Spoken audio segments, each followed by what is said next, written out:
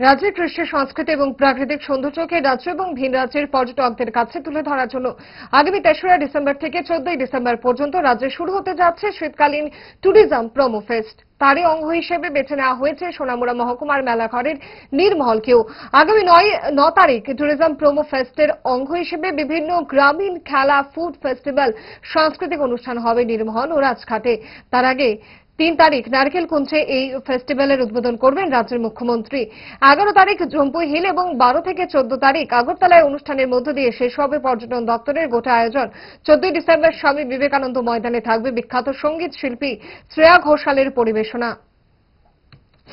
আমাদের ট্যুরিজম দপ্তর থেকে আপনারা হয়তো জানতে পেরেছেন, আগামী ৩রা ডিসেম্বর থেকে এই প্রথমবারের মতো আমাদের ট্যুরিজম প্রোমো ফেস্ট ২০২৪ এটা আমরা এই বছর থেকে শুরু করতে যাচ্ছি।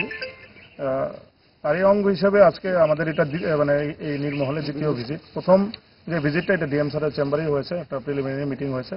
কারণ আমাদের যে ডেটগুলো ঠিক করা হয়েছে, আমাদের যে ট্যুরিস্ট ডেস্টিনেশনগুলো আছে, যেগুলো আইকনিক ট্যুরিস্ট ডেস্টিনেশন, নীরমহল একটা আইকনিক ট্যুরিস্ট ডেস্টিনেশন, এটার মধ্যে একটা প্রোগ্রাম নেওয়া হয়েছে ৯ তারিখ।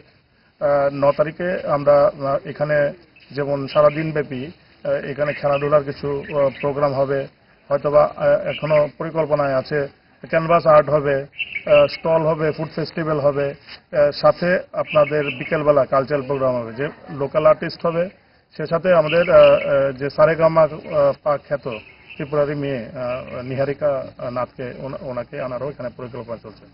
তো এখানে আরেকটি যেটি আমরা চেষ্টা করছি, এখানে লাইট অ্যান্ড সাউন্ড শো, যেটা মানে দীর্ঘদিন ধরে আগে একবার চালু ছিল, এটাকে নতুনভাবে আমরা এখানে শো অফ করার জন্য চেষ্টা করছি। সেদিনই এখানে আপনার এই